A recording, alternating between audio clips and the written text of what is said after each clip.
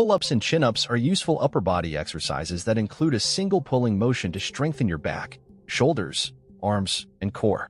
However, the primary difference between chin-ups and pull-ups is grip, which also affects the way your muscles are worked. In this video, we'll go over the main differences between chin-ups and pull-ups, the muscles they work, and their respective benefits. It will be intriguing, so make sure you watch it through to the end. The pull-up and chin-up involve raising your body weight to the bar using the same movement sequence.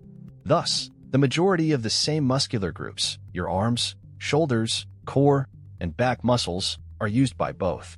But the focus is different. According to a study published in the Sciences of Sport, pull-ups emphasize your posterior chain, the back of your body, whereas chin-ups use more of your anterior chain, the front of your body, notably your chest and biceps.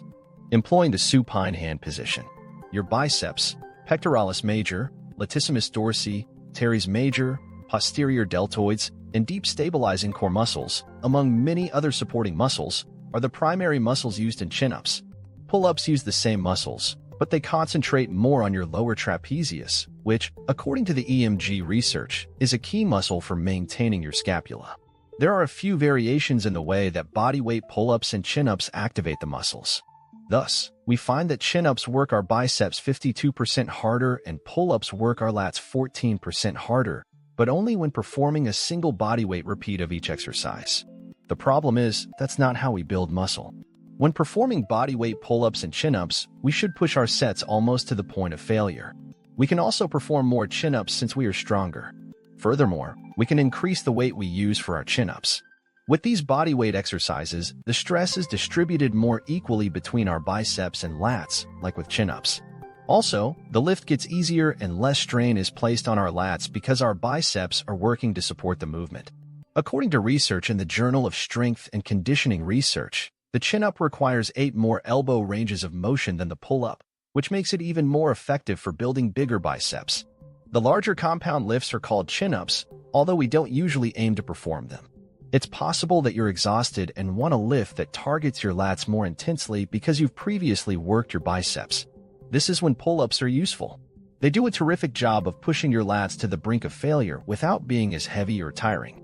Furthermore, pull-ups are a great way to emphasize your lats if they're lagging and unyielding with less chance of other muscles taking over. They're also an excellent method to add some variation to the way you train. Doing chin-ups alone isn't necessary. It's preferable to do both. Conventional pull-ups and chin-ups are performed on a straight bar, which is sometimes painful and causes elbow pain for many. You may overcome that issue by using gymnastics rings or angled bars, which let you grasp the bar more easily and in a position that is natural for your biceps to pull from. It's merely a more comfortable technique to perform these exercises. You can still lift the same amount of weight. Which is the superior? If you can only perform one exercise to increase muscle, chin-ups are preferable over pull-ups. They are simpler to do, can support greater loads, and increase muscular mass.